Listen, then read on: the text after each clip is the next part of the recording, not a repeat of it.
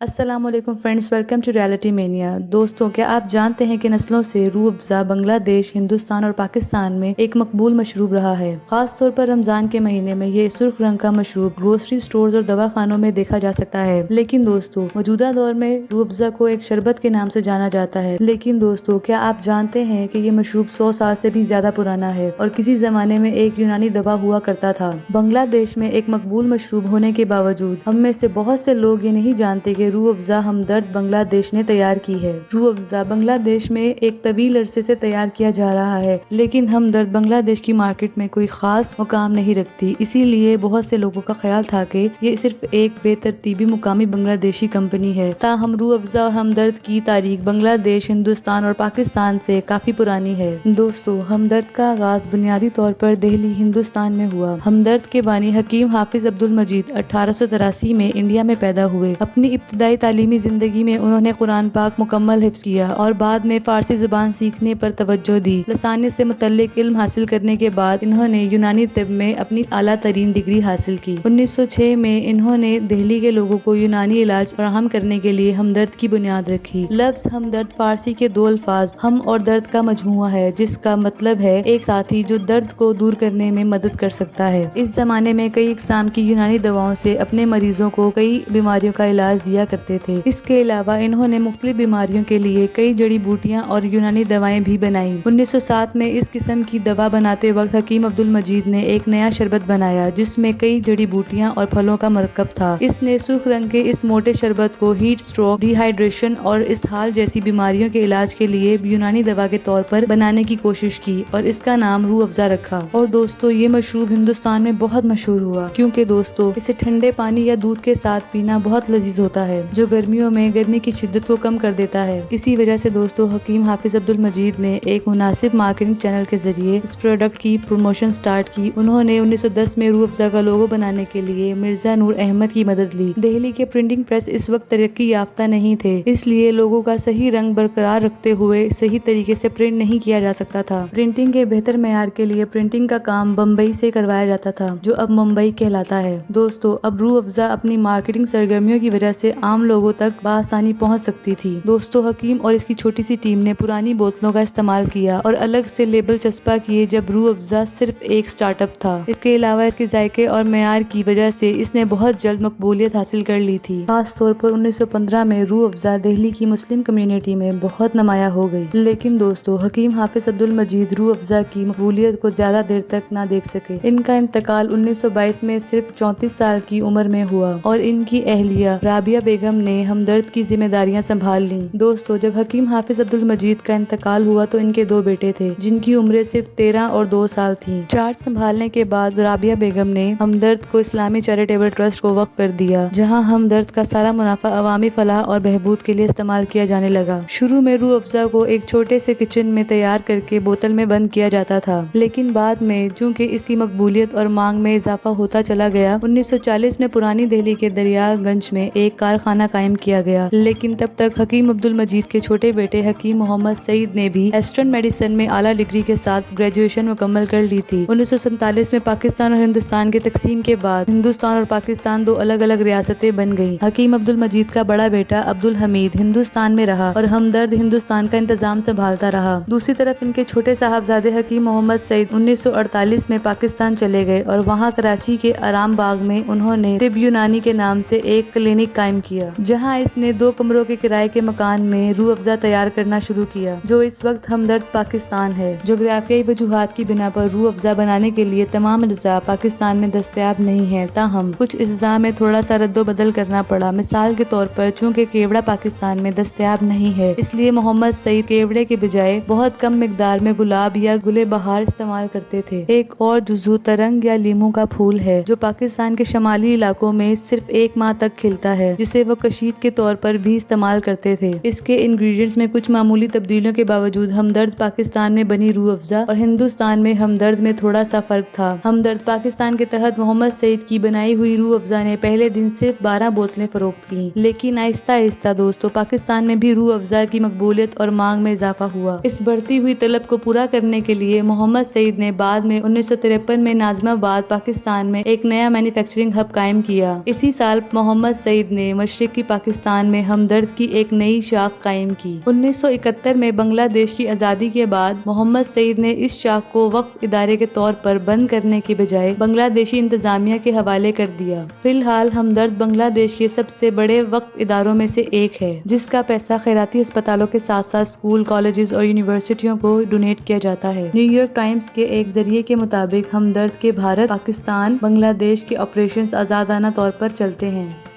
तीनों ममालिक में हमदर्द की रूह अफ़ज़ा का जायका मौसम और माहौल के लिहाज से कदरे मुख्तलिफ है। क्योंकि हमदर्द एक वक्फ पर मबनी इदारा है, लिहाजा रूह अफ़ज़ा की फरोख्त या मालियाती डाटा दस्तयाब नहीं है। दोस्तों, क्या आप जानते हैं रूह अफ़ज़ा की मकबूलियत इतनी ज्यादा है कि सिर्फ हिंदुस्तान में ही तकरीबन 45 मिलियन डॉलर मालियत की रूह अफ़ज़ा हर साल फरोख्त होती है और मुनाफा एक ट्रस्ट को जाता है, जो तालीमी इदारों जैसे स्कूल, कॉलेज, यूनिवर्सिटीज और मुख्तलिफ अस्पतालों, क्लिनिकों को फंड फराहम करता है। इसके अलावा बिजनेस स्टैंडर्ड्स के एक जरिए के मुताबिक हमदर्द इंडिया की रूह अफ़ज़ा ने 2015 में 300 करोड़ की कुल आमदनी हासिल की और रूह अफ़ज़ा ने कुल 750 से 800 करोड़ का 40% हिस्सा लिया। इस मुद्दत के दौरान पाउडर, मशरूबात और शरबत का हिस्सा माह रमजान 2021 में हमदर्द इंडिया फैक्ट्री में रोजाना 2,70,000 बोतलें रूह अफ़ज़ा तैयार की गयी। हाल ही में हिंदुस्तान की दिल्ली हाई कोर्ट ने अमेज़न इंडिया को हुक्म दिया कि वो अपने बाजार से पाकिस्तान में बनी हुई रूह अफ़ज़ा को हटाएं। हमदर्द बांग्लादेश के डिप्टी डायरेक्टर अमीरुल मोमिनीन मांग ने न्यूयॉर्क टाइम्स को बताया कि बांग्लादेश में हम रूह अफ़ज़ा को हलाल मशरूब के तौर पर ब्रांड करते हैं। अगरचे साल भर रूह अफ़ज़ा की फरोख्त निस्बतन कम रहती है, ताहम रमजानुल मुबारक के दौरान रूह अफ़ज़ा की फरोख्त में इजाफा होता है। दर हकीकत रूह अफ़ज़ा चंद दहाइयों कबल भी बांग्लादेश में इफ्तार मशरूब के तौर पर एक अहम चीज थी। एक तवील अरसा तक बांग्लादेश की मार्केट में रूह अफ़ज़ा के हरीफ सिर्फ पाउडर ड्रिंक्स और सॉफ्ट ड्रिंक्स जैसे टैंग और इसी तरह के दीगर मसनूआत थे, लेकिन पिछले कुछ सालों से कार्बोनेटेड मशरूबात और पाउडर मशरूबात के साथ साथ मुख्तलिफ जायकों और ब्रांडेड मशरूबात जैसे जूस, लस्सी वगैरह अब मार्केट में दस्तयाब हैं। रूह अफ़ज़ा के खिलाफ बढ़ते हुए मुकाबले की वजह से ग्रोसरी स्टोर से लेकर फार्मेसियों और यहाँ तक के बड़ी रिटेल शॉप्स पर भी रमजानुल मुबारक के दौरान इससे बड़ी मिकदार में फरोख्त किया जा रहा है। दोस्तों, अगर आप इसी तरह की बिजनेस मोटिवेशनल स्टोरी सुनना चाहते हैं तो हमें कमेंट सेक्शन में जरूर बताएं। हमारे चैनल को सब्सक्राइब करें, वीडियोस को लाइक एंड शेयर करें। Thanks for watching.